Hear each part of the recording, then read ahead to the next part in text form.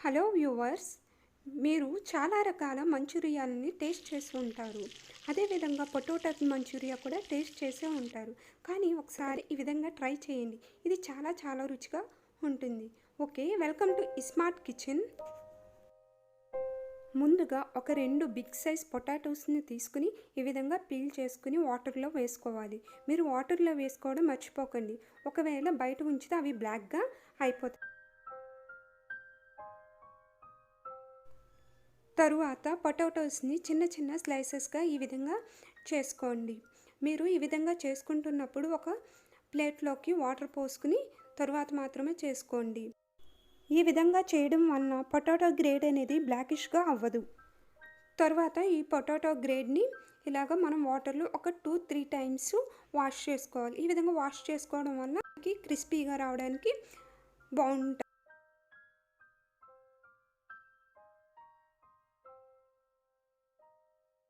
తరువాత ఈ విధంగా స్ట్రైనర్ తీసుకుని మొత్తం వాటర్ని అంతా స్ట్రెయిన్ అవుట్ చేసేసుకోండి.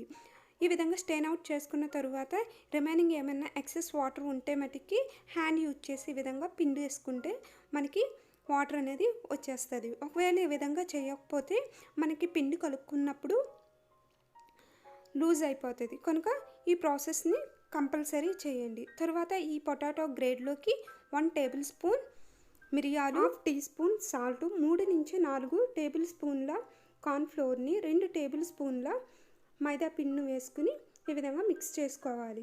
మీరు మైదా పిండి కానీ కార్న్ఫ్లోర్ కానీ ఎక్కువగా వేసుకుంటే మనకి గట్టి పడిపోతాయి. కనుక నేను చెప్పిన కొలత మాత్రమే తీసుకోండి.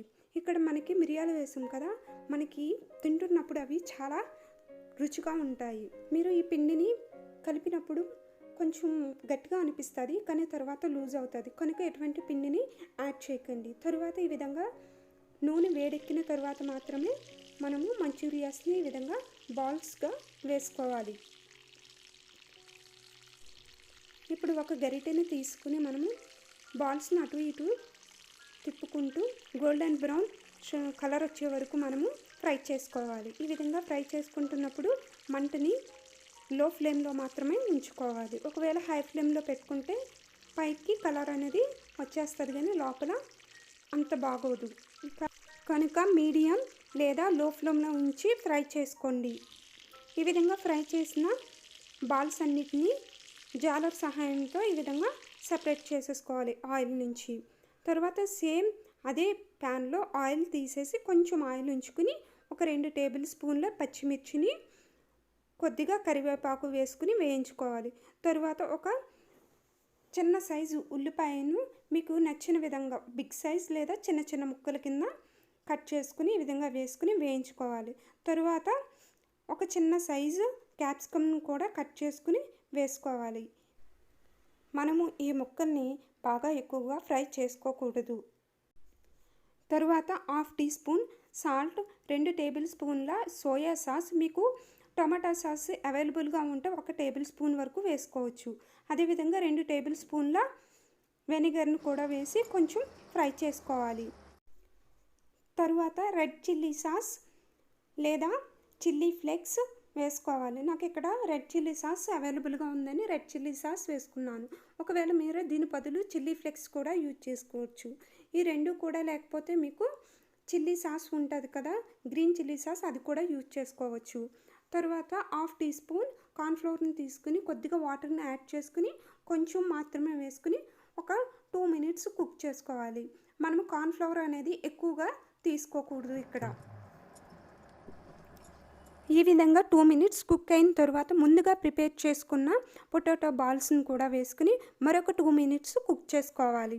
ఈ విధంగా కుక్ చేసుకోవడం వలన మనకి ఇక్కడ ఉన్న సాసెస్ అన్నీ మంచూరియాస్కి బాగా పడతాయి. ఫ్రెండ్స్, ఈ విధంగా మంచూరియాని చేసుకుని తింటే మనకి పైన క్రిస్పీగాను, లోపల మిరియాలు ఉన్నాయి కదా, చాలా స్పైసీగా ఉంటాయి. ఈ విధంగా రెడీ అయిన మంచూరియాలను వేడివేడిగా తింటే చాలా చాలా రుచిగా ఉంటాయి.